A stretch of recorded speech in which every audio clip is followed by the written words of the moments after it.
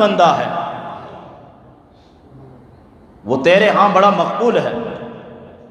فرمایا آدم تم نے سچ پہچانا، وہ میرا محبوب بندہ ہے، اگر اس کو پیدا کرنا مقصود نہ ہوتا تو میں تمہیں بھی پیدا نہ کرتا اور اپنا رب ہونا ظاہر بھی نہ کرتا۔ اب مجھے یہ بتائیں کہ آدم علیہ السلام کی تخلیق ہوتی ہے اور وہ نگاہ اٹھا کے دیکھتے ہیں عرش پر میرے آقا کریم علیہ السلام کا نام لکھا ہوا ہے۔ عرش کتنا بلند ہے آپ اندازہ کر سکتے ہیں؟ کتنا بلند ہے؟ کوئی پیمائش کر سکتا ہے؟ کوئی بتا سکتا ہے؟ تو آقا کریم علیہ السلام کا نور تو مارز وجود میں آ گیا تھا، تو میرے آقا کا تو ذکر وہ تھا کہ جب آدم پیدا ہوتے ہیں اور دیکھتے ہیں تو ذکر مصطفیٰ عرش پہ حکومت کر رہا ہے، ذکر مصطفیٰ عرش پر ہے، جبریل نیچے، ذکر مصطفیٰ اوپر۔ درجات کو اگر آپ سمجھنے کی کوشش کریں تو میں آپ کے لیول سے اور عوامی بات کروں، معراج کی رات آقا کریم علیہ السلام جب بیت المقدس گئے تو سارے انبیاء پیچھے، حضور آگے۔ یہی تو ہے نا کہ کچھ ایسے بھی ہیں جن کے درجات کو ہم نے بلند کیا، سارے پیچھے، حضور آگے۔ اس کے بعد پھر سلسلہ معراج شروع ہوا، پہلے آسمان پر آدم علیہ السلام نیچے رہ گئے، پھر دوسرے پر، تیسرے پر، چوتھے پر، ہر آسمان پر کوئی نہ کوئی نبی نیچے رہتا چلا گیا، اور ساتویں پر ابراہیم علیہ السلام بھی نیچے رہ گئے، اور جب عرش کے قریب ہوئے تو جبریل امین آپ کی رفاقت میں خدمت میں تھے، وہ بھی نیچے رہ گئے، سارے نیچے۔ اور مصطفیٰ کریم علیہ السلام کی ذات اقدس اس سے اوپر جا رہی ہے۔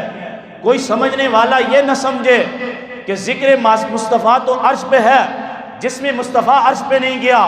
خدا نے بتا دیا ایک ذکر ہوتا ہے، ذکر تو پہلے ہی عرش پہ تھا، اور معراج کی رات ہم جس میں مصطفیٰ کو بھی عرش پہ لے آئے اور فکان قاب قوسین کی معراج کرا کے ہم نے بتا دیا ہر کسی کی عظمت اور اس کی رفعت کا کوئی حد اور کوئی مقام ہوتا ہے، لیکن محبوب کی رفعتوں کا کوئی مقام نہیں ہے، کوئی حد نہیں ہے، اس سے بھی اوپر۔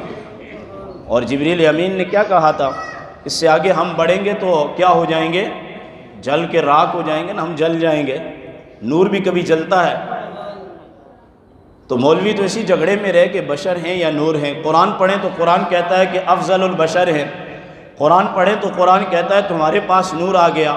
حدیث پڑھیں تو سرکار دو عالم صلی اللہ علیہ وسلم کے نور کو سب سے پہلے اللہ نے اپنے نور سے پیدا کیا۔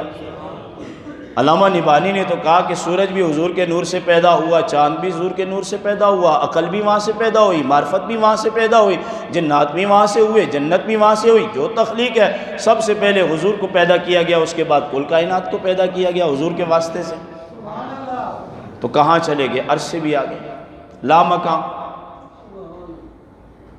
تو میں یہ کہنا چاہتا ہوں کہ یہاں درجات کے ساتھ یہ نہیں کہا اتنا اتنا اتنا اتنا اتنا، اور تعداد وہاں بیان ہوتی ہے جہاں کسی کی عظمتوں کی حد ہو، جہاں کسی کی فضیلتوں کی حد ہو۔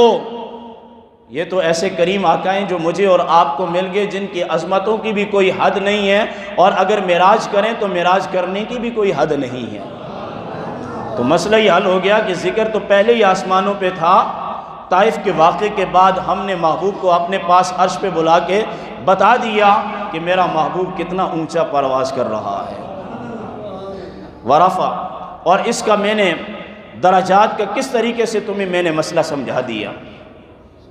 ایسے تو نہیں کہتے نا اعلیٰ حضرت سب سے اولیٰ ہو اعلیٰ ہمارا، سب سے اولیٰ ہو اعلیٰ ہمارا نبی، میرا نبی اعلیٰ، میرے نبی کے صحابہ اعلیٰ، میرے نبی کے امت کے علماء اعلیٰ، میرے نبی کی نسل اعلیٰ، میرے نبی پر نازل شدہ کتاب اعلیٰ، میرے نبی کا کلام حدیث کی صورت میں اعلیٰ، میرے نبی کی بیٹی اعلیٰ، میرے نبی کی امہات المومنین جو ہماری ہیں، میرے نبی کی ازواج اعلیٰ، میرے نبی کی ماں اعلیٰ، میرے نبی کے ہم اعلیٰ، میرے نبی کے اجداد اعلیٰ، میرا نبی جن جن میں نور کی صورت میں رہا وہ سب سے اعلیٰ ہیں۔